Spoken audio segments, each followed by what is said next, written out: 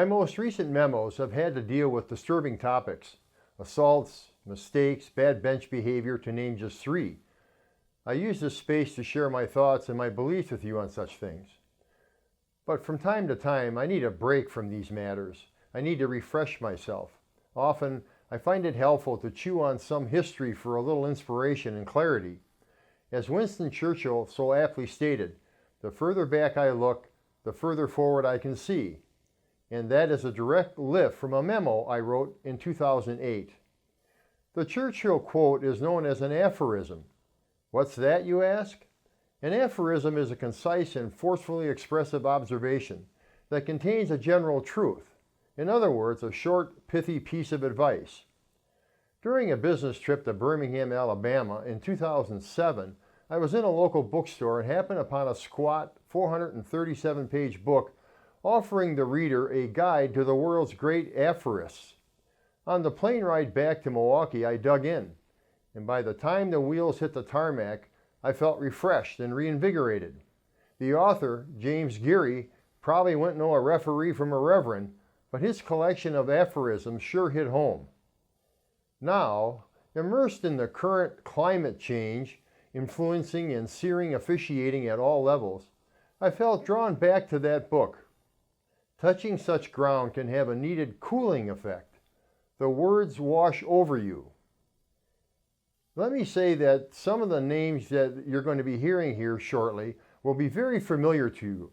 Others won't be familiar because they come from many years past, and I would just urge you, for the ones you don't know, to go ahead and Google them and you'll learn a lot about them. Let's begin with Martin Luther King, who said, "In the end, we will remember not the words of our enemies, but the silence of our friends." Another from a famous person, Winston Churchill, "If you are going through hell, keep going." Jenny Holzer, who is alive today from the United States, she's a feminist neo-conceptual artist. She said, "Being alone with yourself is increasingly unpopular." Here's another. "Never saw on a branch you are sitting on unless they are trying to hang you on it." And that's from Stanislaw Lech, who lived in Poland from 1909 to 1966. A woman from Austria, Maria von Ebner-Eschenbach, wrote, "You can sink so fast that you think you are flying." Here's one from a very famous oracle named Balthasar Gracian, who lived in Spain from 1601 to 1658.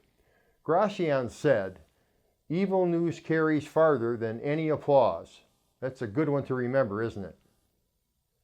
Frans Hiddema from the Netherlands wrote, "He who is always climbing sees less and less of more and more." Another from Ralph Ing, who lived in the United Kingdom from 1860 to 1954. Mr. Ing wrote, "It is useless for sheep to pass resolutions in favor of vegetarianism, while the wolf remains of a different opinion." Problems worthy of attack prove worth by hitting back. That's from Piet Hein, who lived in Denmark in the mid-1900s. A Frenchman named Charles Pagai wrote, "We must always tell what we see, above all, and this is more difficult. We must always see what we see."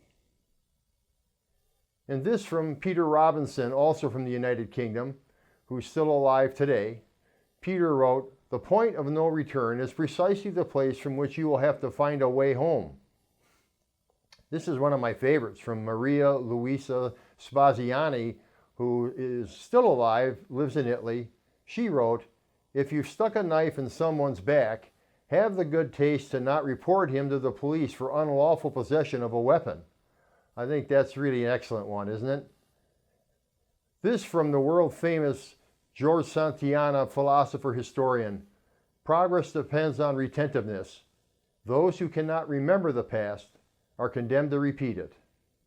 Remember that. Those who cannot remember the past are condemned to repeat it. Thank you.